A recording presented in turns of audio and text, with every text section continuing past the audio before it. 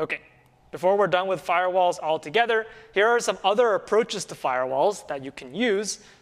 So we're just briefly touching on them. We could do a whole lecture on them, but we won't. So one other type of firewall that exists that is totally different from everything we've been talking about is a firewall that acts as a proxy.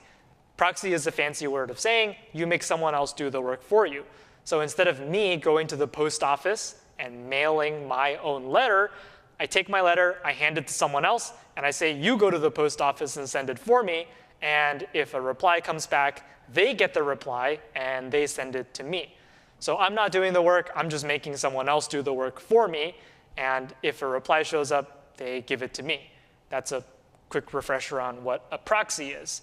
So we could build a proxy firewall. And now, instead of the firewall inspecting packets one by one, the firewall is going to enforce that anybody from the inside who wants to communicate has to talk to the firewall first and ask the firewall to send the message on their behalf.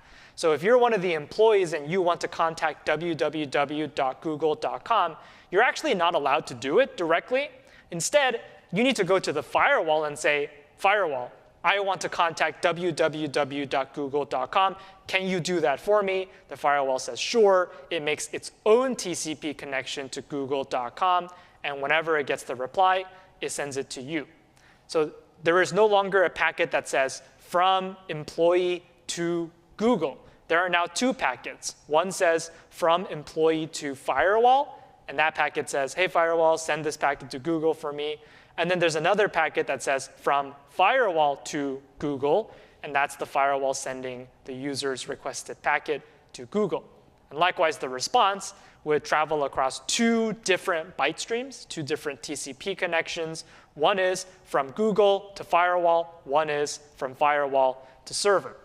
So that's a proxy firewall. Instead of just looking at packets passively without interfering with the connection, now the firewall is actively being a man in the middle. It's looking at all the connections, and it's participating in them. So another way of thinking of this might be, if you think about inbound connections, the firewall is saying, anybody on the outside is not allowed to directly contact my computers inside the network. So you have to talk to me first. Like, I'm the guard. You got to come talk to me first. And if I think that your packet or your message is worthy of being sent, it's not an attack, I will send it for you and then tell you what they say as a reply. So the firewall is being an active participant. Every packet is getting sent to the firewall first. And now evasion is pretty hard because the firewall is the one seeing all the messages. It's the intended destination of packets from both sides. So that's one other approach you could use to build firewalls.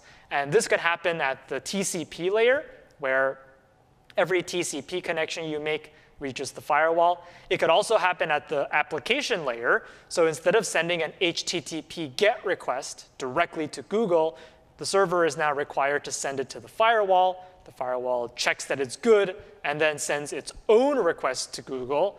And then if it gets a response, sends the response back to the server. So this is a proxy firewall. And by making the firewall an active participant in the connections, we can help evade or stop some of the evasion attacks.